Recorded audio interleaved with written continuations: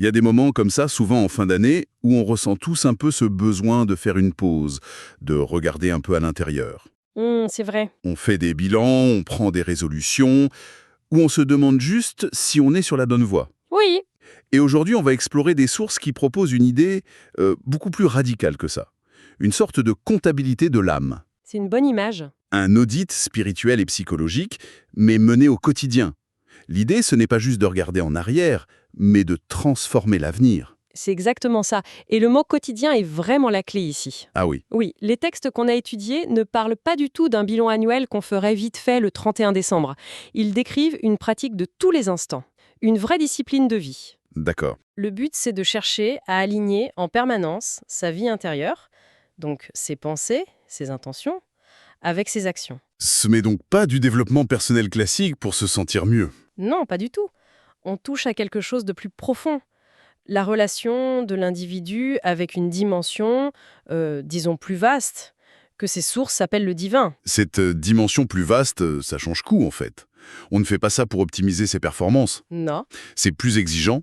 Alors, comment ça marche concrètement cet audit de l'âme? Si c'est une comptabilité, c'est quoi les grands postes du bilan? C'est une excellente image, celle des postes d'un bilan. En fait, les textes identifient 3 piliers très très clairs. Ok, Le premier, ça concerne tout ce qui est positif. Les bonnes actions qu'on a pu faire, la beauté de la vie, les cadeaux qu'on reçoit, quoi. et face à ça? Face à ça, la pratique, c'est la gratitude. Reconnaître le bien et en remercier. D'accord, ça c'est le côté actif du bilan en quelque sorte. La richesse qu'on a. On peut tout à fait le voir comme ça. Et ensuite, le deuxième pilier, Le passif? si on veut continuer la métaphore, oui, c'est le face-à-face avec ses fautes, ses transgressions conscientes. Et là, on fait quoi? Là, la démarche, ce n'est peu de se morfondre, mais de chercher activement le pardon. D'accord. Et enfin, le troisième pilier, ce sont les erreurs, les égarements, les moments où on s'est un peu perdu. Et là? L'attitude requise, c'est le repentir, un regret sincère, mais qui s'accompagne d'une volonté ferme de corriger le tir. Donc on a un triptyque, gratitude, pardon, correction. C'est d'une clarté redoutable comme structure. Mais comment on met ça en musique? J'imagine que ça demande une méthode assez rigoureuse. Rituel qu'elle nomme les pieux prédécesseurs, des personnes connues pour leur discipline. Et qu'est-ce qu'il faisait? Eh bien certains allaient jusqu'à noter ou mémoriser chaque soir, point par point, leurs actions de la journée. Ah oui, quand même. Mais attention, ce n'était pas juste de l'autocritique pour se faire du mal. C'était un outil proactif. C'est-à-dire? Ils se servaient de la conscience de leurs propres erreurs et de l'angoisse que ça pouvait générer comme d'un bouclier contre leur propre ego, contre l'orgueil et la vanité du lendemain. Ils utilisaient leurs failles comme matériaux en fait. Exactement, pour construire un caractère plus solide. Je comprends l'idée de forger son caractère, mais ça peut paraître incroyablement intense. Les textes parlent de combat spirituel, d'effort de la pensée.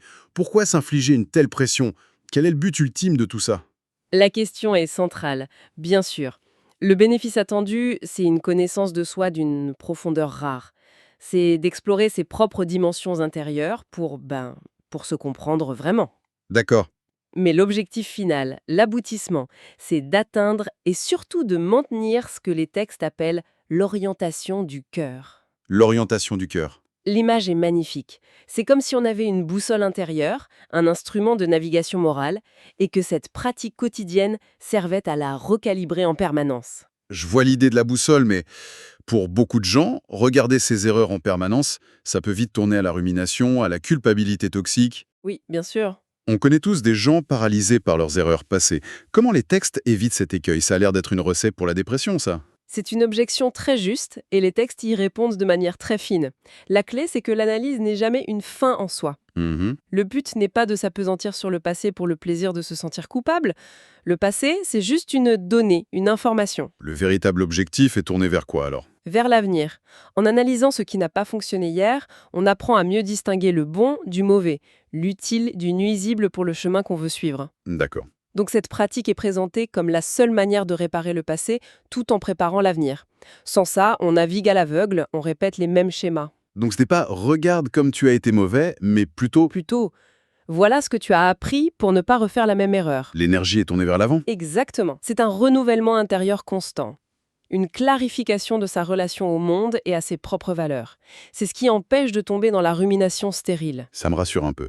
Mais même si ce n'est pas de la culpabilité toxique, les sources décrivent quand même un état psychologique particulier. Oui, Ce n'est pas une démarche froide et clinique. Ce n'est pas de l'autoflagellation, mais ça n'a pas l'air d'être une partie de plaisir non plus. c'est toute la subtilité de la chose et c'est peut-être l'aspect le plus contre-intuitif. C'est-à-dire, Les textes décrivent une dualité permanente. D'un côté, la pratique est axée sur la peur, l'inquiétude et le frisson. Il y a une conscience aiguë de sa propre faillibilité, du poids de ses responsabilités. Mais de l'autre côté, et c'est là que c'est paradoxal, cette même pratique est ce qui ouvre à la paix et au contentement. c'est donc un antidote à deux extrêmes. Exactement, au désespoir d'un côté et à l'excès de confiance, à l'autosatisfaction de l'autre. C'est un chemin de crête, en fait. Il faut avancer entre deux précipices.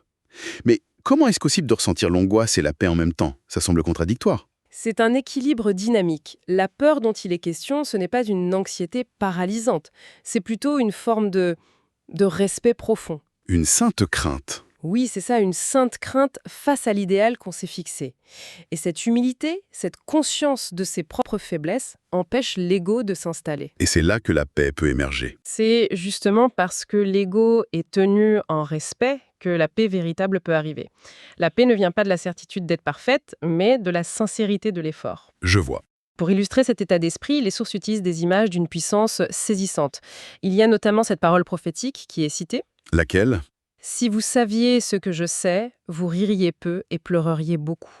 C'est une phrase qui glace un peu le sang. » Oui, On est à des années-lumière de l'injonction moderne au bonheur permanent, à la pensée positive à tout prix. on en est à l'exact opposé. Ça installe un climat de gravité, de sérieux. Et les textes vont encore plus loin en rapportant les lamentations de ces grandes figures spirituelles. Qui disait quoi? Des individus qui, écrasés par leur humilité, en venaient à souhaiter avoir été un simple arbre ou même n'être jamais nés. Ça, c'est très fort. Il ne faut pas y voir du désespoir suicidaire, c'est plutôt la manifestation d'une conscience extrême de l'impact de chaque acte, de chaque parole. Ça reste difficile à concevoir pour notre mentalité contemporaine. Absolument. Et il y a une autre image, très forte, presque physique, pour décrire cet état. Ah oui, Celle de sentir que la Terre, dans toute son immensité, s'est rétrécie pour eux. waouh, la Terre qui se rétrécit. C'est une métaphore pour décrire comment le poids de la conscience peut rendre le monde physique oppressant, comme si les murs se resserraient. C'est puissant, presque angoissant. J'imagine que vivre avec cette intensité en permanence, ça doit être épuisant. Comment est-ce que ça se traduit dans les gestes du quotidien sans devenir fou? C'est la grande question, hein. Comment on rend ça vivable? En fait, les sources peignent le portrait d'un individu qui intègre cette pratique jusqu'à ce que ça devienne une seconde nature. Ce n'est pas de la paranoïa, c'est De la pleine conscience. une forme de pleine conscience appliquée à sa propre vie, oui. Par exemple, il est dit qu'il demande un mot de passe à chaque pensée importante qui traverse son esprit. Un mot de passe? Qu'est-ce que ça veut dire? C'est une image. Ça veut dire qu'il ne laisse pas n'importe quelle pensée prendre le contrôle. Avant de l'accepter, il la questionne. D'où tu viens, toi? C'est un peu ça. D'où vient cette pensée? D'une bonne intention, d'un souci de l'autre? Ou est-ce qu'elle vient de mon ego, de ma colère, de ma jalousie? Il devient le gardien de la porte de son propre esprit, C'est un travail de filtrage permanent. permanent et qui va très très loin. Il va jusqu'à analyser ses motivations même derrière ses actions les plus louables. Vous avez un exemple? Imaginez, vous aidez un collègue, l'action est bonne, mais l'analyse irait plus loin. Est-ce que je l'ai fait par pure générosité? Ou est-ce qu'il y avait une petite voix qui espérait que le patron le remarquerait ou que le collègue me serait redevable? C'est vertigineux comme niveau d'honnêteté avec soi-même. C'est d'une lucidité radicale. Ça change aussi complètement la perception du temps, j'imagine. Totalement. Le moment présent est vu comme une saison de fertilisation. Chaque instant est une terre précieuse qu'on peut cultiver ou laisser en friche. Il n'y a pas de temps mort. Et ça mène à un cycle quotidien? Très structuré, oui. Chaque soir, on passe en revue les manquements de la journée, non pas pour se flageller, mais pour identifier les points à améliorer. Comme un athlète qui débriefe sa performance. C'est ça.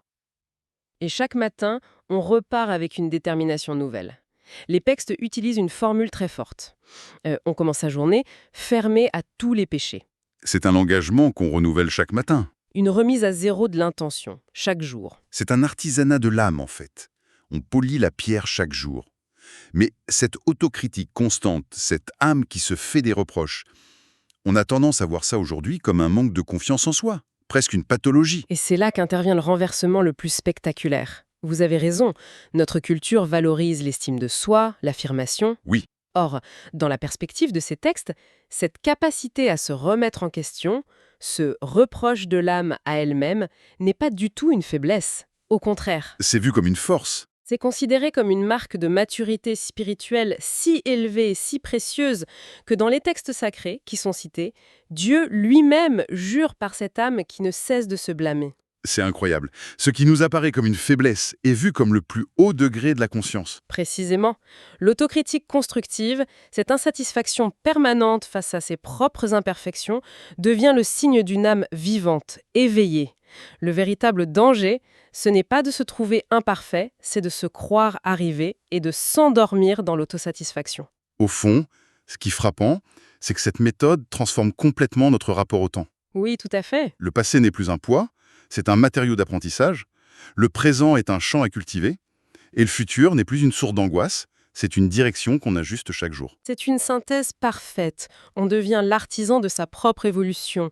Et c'est un chemin qui exige cet équilibre remarquable dont on a parlé, entre une profonde humilité, une conscience aiguë de ses responsabilités.